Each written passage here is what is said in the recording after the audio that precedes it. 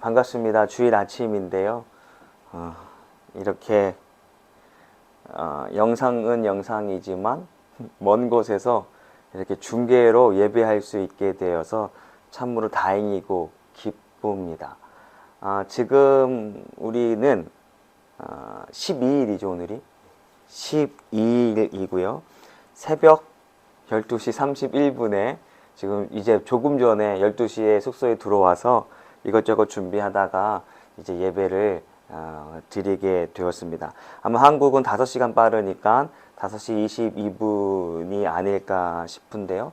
저희가 빨리 오늘 예배를 영상을 촬영하고 이제 업로드를 해야 돼서 지금 시간이 가장 좋은 시간이 될 것 같아서 예배를 합니다. 아마 한국 역사상 이렇게 중계로 성지 순례 중에 정말 생생한 그 현장에서 이렇게 예배하는 것은 아마도 들어보지 못한 그런 일일 것 같습니다. 저희는 지난 7일이죠. 지난 7일 자정에 11시 50분 비행기를 타고 10시간을 날라서 아랍에미리트 두바이에 도착하게 됩니다. 그리고 나서 무려 5시간이라는 시간 동안 스탑오버를 하게 되었고요. 또다시 5시간 동안 비행기를 타고 이곳 인천이 아니죠. 터키 이스탄불에 도착을 하게 됩니다. 모든 여행을 다 준비하고 난 다음에 이제 출발할 때가 되었는데요. 출발하기 전날에 뉴스에서 안타까운 소식을 우리가 전해 듣게 되죠. 시리아와 그 국경에 있는 터키 지역에 강도 거의 6, 7에 가까운 지진이 일어나서 수많은 인명피해가 있다라고 하는 소식을 전해 듣게 됩니다. 그러면서 잠시 고민에 빠졌습니다. 과연 이것을 진행해야 되는가 혹은 중단해야 되는가. 그래서 진행을 하루를 앞두고 중단하자니 모든 것이 너무나도 어려운 과제였습니다. 그래서 기도하는 마음으로 출발을 결정을 하게 되었죠. 도착하자마자 텔레비전을 틀었는데 생생한 이 중계, 현장 중계, 우리로 말하면 재난 방송을 이곳저곳에서 하는 것을 보았습니다. 터키 말이라 무슨 말인지는 알지는 못하지만 오열하고 있는 이 어떤 가족들, 또 이제 재난 구조를 통해서 구조되었을 때 환희하는 목소리들을 우리가 교차하면서 듣게 되었습니다. 우는 아이들의 모습도 있고, 아이를 잃거나 자녀를 잃은, 가족을 잃은 망연자실한 재난을 당한 분들의 울음을 이곳에서 현장에서 보게 되는데요. 모쪼록 남의 일과 같이 여기지 아니하고 그리스도인으로서 한 가정 한 지체라고 생각하는 마음으로 함께 이 어떤 아픔에 애도하고 기도할 수 있는 우리 모두가 되었으면 좋겠습니다. 기도하기는 속히 모든 것이 은혜롭게 마무리가 되어지고 좋은 이 구조의 소식이 날마다 이곳에서 나타나기를 우리가 기도했으면 좋겠습니다. 네, 잠시 성지 순례, 오늘 지금 우리가 화요일날 출발했나요? 화요일날. 실질적으로는 수, 목, 금, 토, 일이고 오늘 주일 새벽이니까 4일 동안의 여정을 잠시 우리 성도들과 함께 나누자면요. 다시 말씀드리지만 10시간의 비행 5시간의 스탑오버, 또 5시간의 비행 끝에 총 22시간 만에 터키 이스탄불 공항에 도착을 하게 되었습니다. 늦은 오후 이제 숙소로 들어오게 되었고요. 식사를 간단하게 하고 다음날 비행기가 7시 45분이기 때문에 3시간 전에는 가야 한다라고 하는 주변 사람들의 이야기를 듣고 4시 30분에 사비아 곡첸이라고 하는 공항, 우리로 따지면 이스탄불 공항은 인천 국제공항이 허브 공항이 될 것이고 사비아 곡첸이라고 하는 곳은 우리로 따지면 아마 김포공항 정도 국내선이 오고 가는 곳이 되지 않을까 싶습니다. 그래서 사비아 곡첸이라고 하는 곳에 3시간 먼저 도착을 하게 되었죠. 우리는 거기에서 저 남부 맨 끝에 있는 지역인 안탈리아라고 하는 곳으로 가기 위해 비행기를 한참 전에 예매를 했습니다. 그런데 이게 웬일입니까?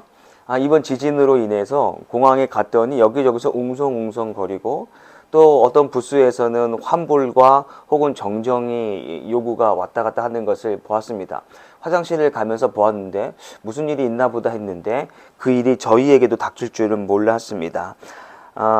이번 지진으로 인해서 국내선의 모든 비행기들이 대부분의 비행기들이 결항되었다라고 하는 소식입니다. 설마 하면서 그 이제 전광판 보도를 봤는데 지금 이 영상에서 보여지는 것처럼 저희가 타야 할 비행기도 결항이 되었다라고 하는 취소가 되었다라고 하는 소식을 듣게 됩니다. 천재지변으로 일어난 것이니 누구에게 항의도 하지 못하고 어떻게 하나 쩔쩔매었을 때 공항 항공사 직원이 내일은 비행기가 뜰 수 있으니 내일 것으로 바꿔주겠다라고 제안을 했는데요. 순간 앞이 캄캄했습니다. 우리가 만약에 국내였다면 당장 뭐 내일로 옮겨지는 거 어려운 일이 아닐 텐데 하루 이제 성지를 순례하고 하루마다 이제 숙소를 옮겨야 하고 그 옮기는 과정에 교통편과 혹은 배편과 비행기편을 다 조정한다라고 하는 것은 결코 쉬운 일은 아니었습니다. 그것을 어떻게 해야 하나 고민했습니다. 공항에서 1시간 정도 고민하다가 우리 성지순례 대원들은 한 마음으로 어떻게 해서라도 안탈리아라고 하는 곳에 늦게라도 도착을 하자. 그래서 구글로 검색을 해봤더니 비행기로는 1시간 30분인데 차로는 무려 9시간이 걸리는 대장정의 여정이었습니다. 저희가 선택할 수 있는 길은 없었습니다. 그래서 결국 렌트카를 새롭게 신청을 하고 그곳으로 떠나려고 했습니다. 저희가 한두 시간 동안 카페 한 켠에서 자리를 잡고 이제 떠나려고 할 때 자초지정을 들었던 카페 이 터키 사장님이 저에게 안부를 이제 말하면서 당신이 얼마만큼 터키에서 여행을 했는지 혹은 운전을 했는지는 모르겠지만 쉽지 않을 것 같다. 현지인들도 평상시 현지인들도 터키 이스탄불에서 안탈리아로 가는 것이 쉽지 않은 여정이라고 했습니다. 그리고 요 며칠 폭설로 인해서 도로와 고속도로가 녹록지 않을 것이다 라고 하면서 운전 조심히 해라 라고 하는 따뜻한 애정어린 이 걱정도 받게 되었습니다. 출발하기 전에 그래도 고속도로인데 제설은 잘 되었겠지, 그래도 이제 눈이 이제 많이 녹았겠지 했는데 출발하자마자 몇 시간이 되지 않아 그분이 왜 우리에게 걱정하게 되었는지를 알게 되었습니다. 우리나라처럼 제설 작업 잘 이루어지는 것이 아니라 사람들이 많은 곳은, 교통이 많은 곳은 제설 작업이 이루어졌지만 그렇지 못한 것은 또 엄청난 미끄러운 길을 감수해야만 했습니다. 가는데 정말 중간 정도에는 눈이 많이 쏟아져서 정말 걱정이 되어지는 구간들도 있었습니다. 그럼에도 불구하고 저희는 그 눈길을 파헤치고 이제 가게 되었던 것이죠. 9시간이라고 하는 이 시간 동안 운전을 했는데요. 한국에서도 해보지 못했던 그 운전을 이곳에서 하게 되었습니다. 물론 저와 우리 한윤재 전사님과 나누어서 했기에 그나마 피곤은 덜했지만 참으로 힘들고 어려운 시간이었습니다. 저녁 한 9시 정도에 도착을 한 것 같습니다. 그래서 이제 문제가 이제 끝나려니 했는데 렌터카 회사를 갔더니 저희가 예약한 시간에 나타나지 않아서 비행기가 자동차 이제 렌터카를 자동 취소가 되었다는 겁니다. 우리가 비행기를 타는데 나타나지 않으면 노쇼라고 하는데 제 책임이기 때문에 어쩔 수 없다는 겁니다. 돈도 아까운 것도 사실이지만 그 늦은 시간 온 가족이 추위에 어떻게 해야 되는가, 갑자기 숙소는 어떻게 되는가 너무나도 힘들었습니다. 그래서 자초지정을 얘기했습니다. 너희도 알지 않느냐, 비행기가 결항이 되었고 우리 약속을 지키기 위해서 어떻게 해서라도 렌터카를 빌려서 여기까지 왔노라. 그러니 그 차를 좀 내어줬으면 좋겠다. 그런데 얼마나 제 얼굴이 초췌하고 그랬으면 불쌍해 보였으면 제 표정을 보면서 자기네들끼리 속닥속닥을 하는 겁니다. 그러면서 알겠다, 내주겠다라고 이야기를 듣고 얼마나 기뻤는지 모릅니다. 그러고 나서 1시간 정도 뒤에 렌터카를 받게 되었는데 세 번째 문제가 또 봉착하게 되었습니다. 원래는 아침에 9시에 렌트카를 빌리고 저녁 6시 정도에 숙소를 들어갈 예정이었는데 이렇게 되면 12시에 자정에 들어가게 되는 겁니다. 주인한테 전화를 했는데요. 정말 죄송하다. 근데 주인이 하는 이야기가 자기가 마침 지금 집에 없답니다. 맞이하지 못해서 미안하다. 지금 지진으로 인해서 아마 가족이 있었는지는 모르겠지만 지금 지진 현장에서 구호 활동을 하고 있고 자기가 인근에 있는 친구에게 부탁했으니 늦은 시간에도 괜찮으니 친구가 열어줄 것이다. 정말 늦게 갔는데요. 그래도 감사하게도 그분이 웃으면서 반가이 맞아주었고 우리가 숙소에 12시에 들어갈 수 있게 되었습니다. 하루의 짧은 여정이었지만 얼마나 기쁘고 감사했는지 모릅니다. 그러면서 잠시 생각해 봤습니다. 짧은 하루의 그 힘든 여정, 그 전도 여행 혹은 선교 여행, 성지순례라고 하는 여행을 하면서 이 하루 12시간도 이렇게 내 마음대로 되지 않는데 과연 사도 바울이 그 고대 시대 그 오래된 시간에 교통편도 내 마음대로 되어지지 않는 그런 시간에 이 일들을 감당했다라고 하는 것이 얼마나 귀하고 큰 도전이 되었는지 모릅니다.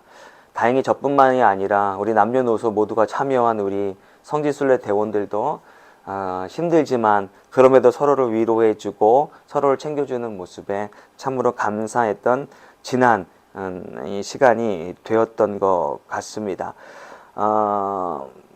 그리고 이제 시간이 다 되었고요. 하루가 지났고요. 한 9시간 정도를 우리가 손해를 봤기 때문에 그 다음 날도 오늘 이 시간까지 그 여정을 다 소화하기 위해서 원래는 7시 전에 숙소를 들어와야 되는데 12시, 첫날도 12시, 어제도 12시, 오늘도 12시가 돼서야 우리 대원들이 이 자리에 왔고 또 지금 녹화 예배를 하게 되는 겁니다. 지금 시간은 이제 여기 시간으로 12시 35분인데요. 여러분들에게 이 모습을 보여드리고 싶은데 다들 지쳐가지고 다들 지쳐 있는 모습.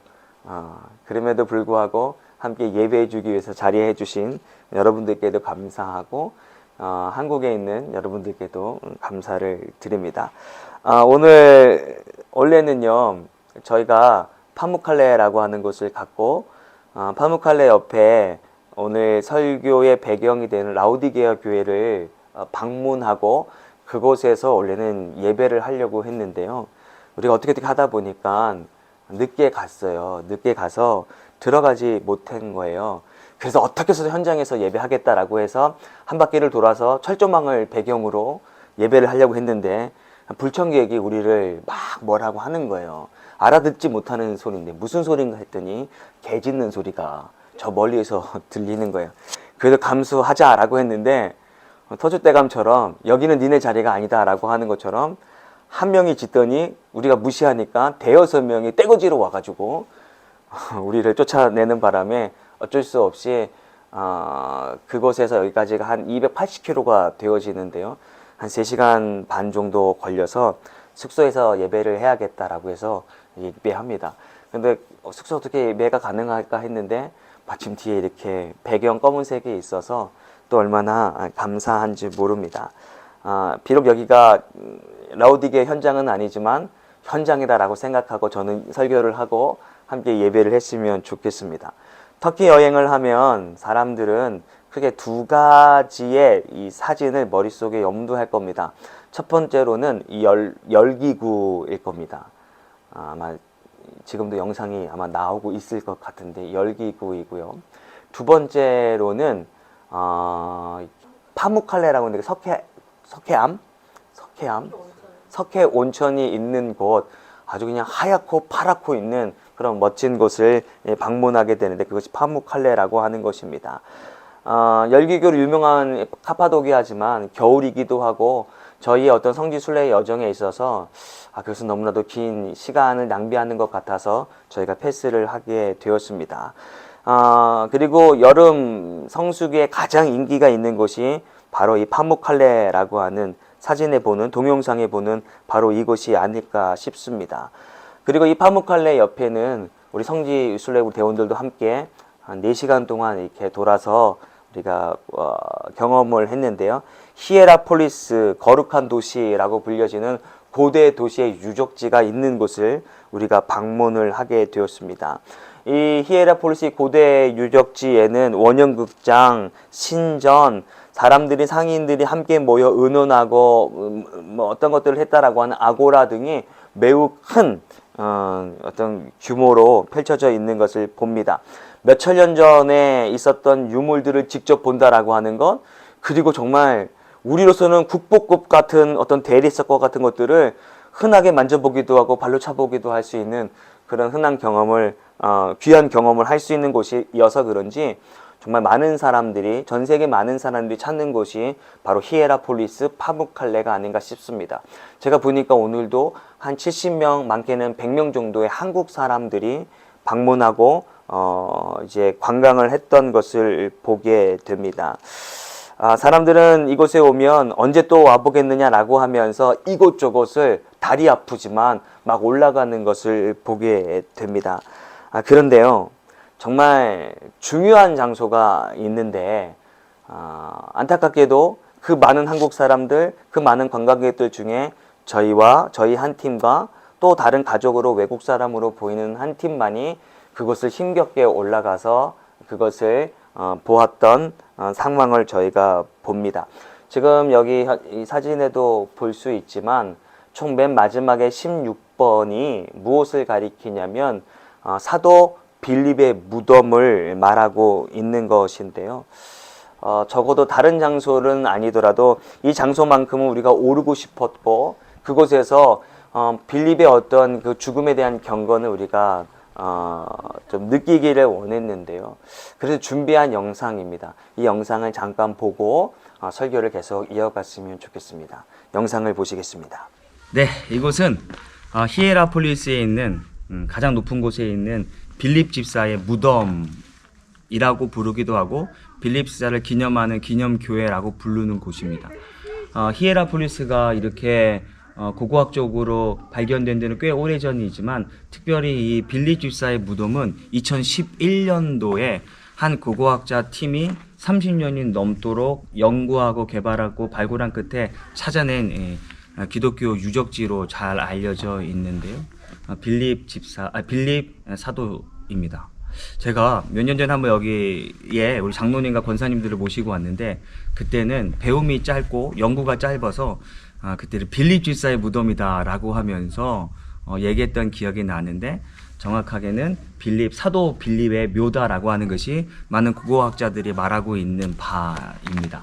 여러분, 빌립 하면 생각나는 게 뭐가 있을까요? 빌립은 예수님의 제자로서 오병이어 때 아주 강력하게 등장하는 인물 중에 하나입니다.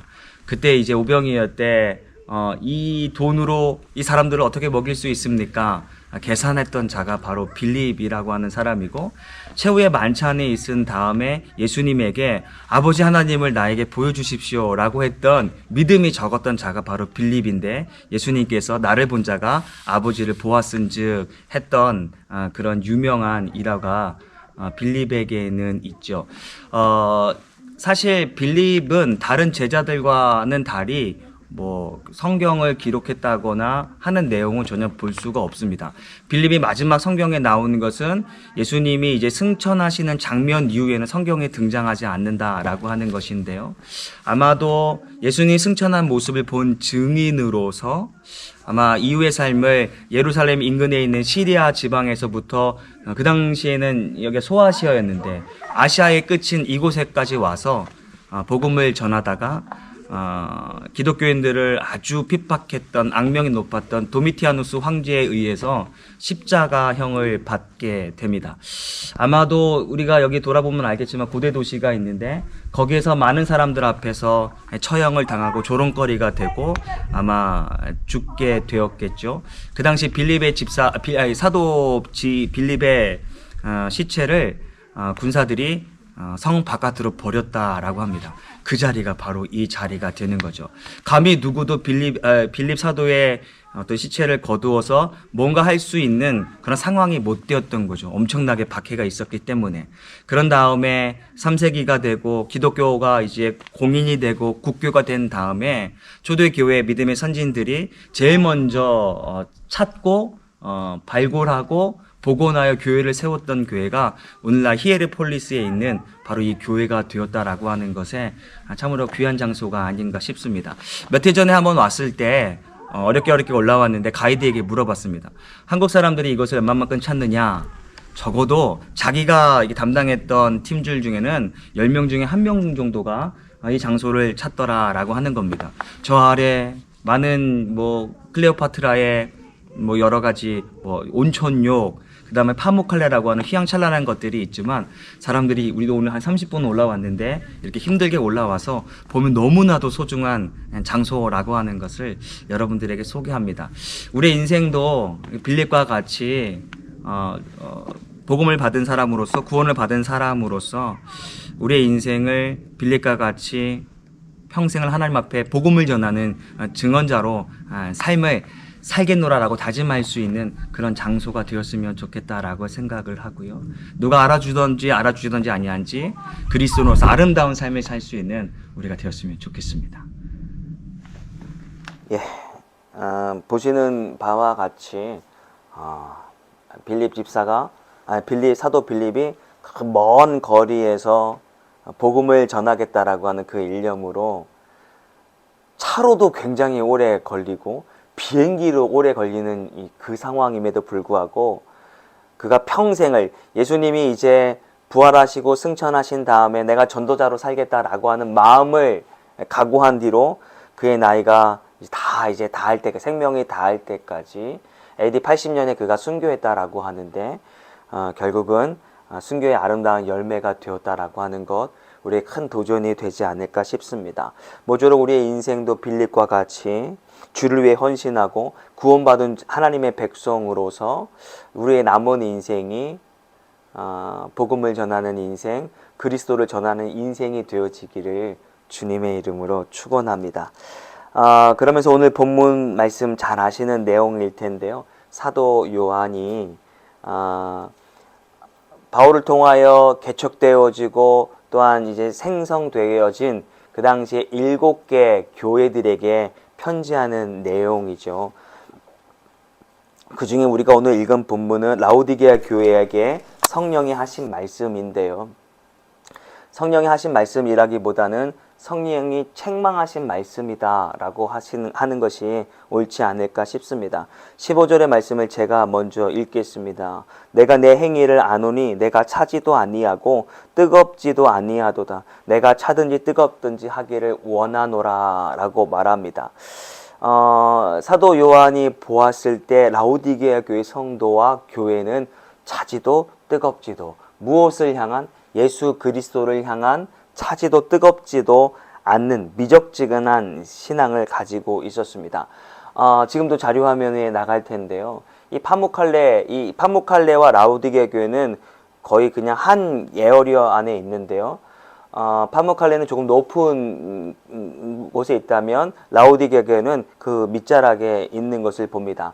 영상에서 보여지는 것처럼 이 클레오파트라가 사랑했던 장소가 바로 파무칼레에 있는 이 온천이었는데요. 얼마나 그 온천을 사랑했는지 신혼여행도 그곳에 갈 만큼 클레오파트라가 좋아했던 그 뜨거운 물이 당연히 밑으로 흐르가면서 서서히 식게 되지 않겠습니까? 그러면서 아마도 라오디게아 교회에 있는 지역까지 가면 아마도 차디찬 혹은 미적지근한 물이 흘리게 되었을 겁니다. 아마도 요한은 그 교회 성도들에게 자신들이 늘 보고 있는, 늘 경험하고 있는 그 미적지근한 물을 통하여 교훈하기를 원했다라고 하는 것입니다. 너희의 신앙이 차지도 뜨겁지도 않다라고 했던 것이죠. 그들의 신앙은 매우 미지근했습니다. 뜨겁지도 차지도 않았습니다. 그러면서 묵상을 하게 됩니다. 과연 무엇이 라오디게아 성도들로 하여금, 교회들로 하여금 뜨겁지도 차지도 않게 하였는가? 많은 주석가들이 이야기하고 또 많은 목사님들이 또 말씀하는 것은 아마도 오늘 요한이 말하고 있는 것처럼 그들에게는 부요함이 있었다라고 하는 것입니다.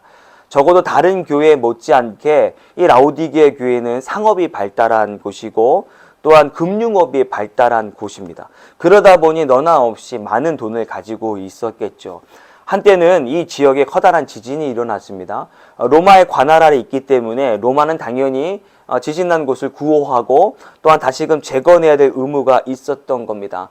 그래서 이제 황제가 돈을 투여해서 그것을 다시금 재건하고 했을 때 라오디게아 지역만큼은 필요 없다. 우리가 가지고 있는 돈으로 충분히 할 수 있다 해서 다시금 재건했던 그만큼 돈이 많은 곳이었다는 겁니다.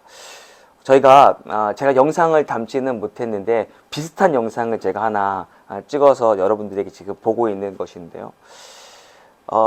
안탈리아라고 하는 곳에서 이 라오디게아 교회는 한 300km 남짓이 됩니다. 근데 운전이 힘든 것도 육체적으로 힘든 것도 있지만 내나 길이 너무나도 단순합니다. 그리고 주변에 아무것도 없습니다. 그러니 졸리기도 하고 피곤한 거겠죠. 내비게이션상 앞으로 한 10km 정도면 이제 우리가 가야 할 라오디게아 교회가 이제 보이게 되는 겁니다. 한 11시 정도가 되었는데요. 언덕을 지나서 쫙 내려오는데 순간 저희 눈에 띄었던 것이 그 넓은 이 라오디게아 교회가 반짝반짝 불이 나는 거 아니죠. 조명이 반짝반짝 있는 것들을 보게 됩니다. 언덕 높은 곳에서 저 밑에 있는 그것들을 보니까 야, 이거 대단한 도시구나. 그 당시에도 정말 대단했겠구나 라고 하는 것들을 미루어 짐작할 수 있으리만큼 라오디게아 교회가 굉장히 성업한 곳이었다라고 하는 것을 알 수가 있었습니다. 그들은 여러 가지 이유로 인하여서 신앙이 미적지근해졌다. 우리가 언제 한번 말씀을 드렸지만 소아시아 7교회 중에 유일하게 지금 교회의 명목을 유지하고 있는 교회는 서머나 교회라고 말씀을 드렸는데요. 사도 요한의 이러한 어떤 책망에도 경고에도 불구하고 그들은 그 말씀을 받아들이지 않았던 것이죠. 그래서 교회가 자체를 완전히 감추었던 것 아니겠습니까? 이 상황이 오늘 우리들에게도 여전히 경고하는 것 같습니다. 우리의 신앙에 차지도 뜨겁지도 아니하게 된다면 성경이 말하기를 저주하는 것 아니겠습니까? 모쪼록 우리의 삶이 저주받는 삶이 아니라 복된 삶이 되어야 하는 것 아니겠냐는 거예요. 저는 이곳에 올 때마다, 물론 2번밖에 안 왔지만 올 때마다 새록새록 마음을 되새기는 것은 저 높은 곳에 빌립의 무덤을 보고 저 낮은 곳에 라오디게아, 멸망한 라오디게아의 모습을 이렇게 교차하면서 과연 나는 어느 삶에 속해야 되는가, 나는 어느 삶을 살아야 되는가 라고 늘 다짐하게 되어지는데요. 모쪼록 우리의 삶이 이 한 지역에 있는 이 라오디게아 교회 성도들의 삶이 아니라 빌립의 삶이 될 수 있는 저와 여러분이 되었으면 좋겠습니다. 모쪼록 한국에 있는 여러분의 삶이 되었으면 좋겠습니다. 이것으로 말씀을 마치려고 하는데요. 저희는 오늘 이제 잠을 자고 내일 아침 또 일찍 에베소 교회를 방문하게 되고, 에베소 교회가 끝나면 이제 그리스로 넘어가서 바울의 이제 발자취를 따르려고 하는데요. 모쪼록 25일 날 토요일 날 도착하게 되는데 녹록치 않은 여정이지만 여러분들이 기도해 주신다면 기도의 힘을 가지고 우리가 이 성지순례를 완주할 수 있지 않을까 싶습니다. 사랑하는 성도 여러분, 그곳에서 우리를 위해서 기도해 주시고 우리가 이곳에서도 여러분들을 위해서 기도하겠습니다. 모쪼록 그 하나님의 은혜가 빌립의 그 열정이 저와 여러분들에게 전하여지고 차지도 뜨겁지도 않은 신앙이 아니라 뜨거운 신앙이 우리의 신앙 되어 하나님께 복받는 인생 되기를 주님의 이름으로 축원합니다. 기도하겠습니다. 하나님 아버지 감사합니다. 말씀을 통해서도 알고 특별히 현장을 통해서 그 말씀이 더욱더 우리의 깊은 곳에 와닿게 됩니다. 성령 하나님, 모쪼록 우리의 인생이 빌립과 같은 인생이 되기를 원하고 우리의 교회가 라오디게아 교회 같이 차지도 뜨겁지도 않은 어정쩡한 교회가 되는 것이 아니라 성령으로 뜨겁게 불타오르는 그런 교회가 될 수 있도록 하나님 함께하여 주시옵소서. 그 옛날 바울을 통하여 이곳에 교회가 세워지게 되었는데 그가 얼마나 많은 이 영적 꿈을, 영적 기대를 가지고 이곳에서 교회를 세우지 않았겠습니까? 마찬가지로 하나님의 부푼 꿈을 꾸고 가지고 김포 구원의 감격교회, 김포 땅에 교회를 세우셨는데 모쪼록 하나님 앞에 부끄러운 교회, 부끄러운 사역이 아니라 기쁨이 되어지고 하나님의 자랑이 되어질 수 있는 김포 구원의 감격교회 성도가 되고 교회가 되어질 수 있도록 아버지 역사하시고 인도하여 주시옵소서. 감사함 예수 그리스도 이름으로 간절히 기도하옵나이다. 아멘.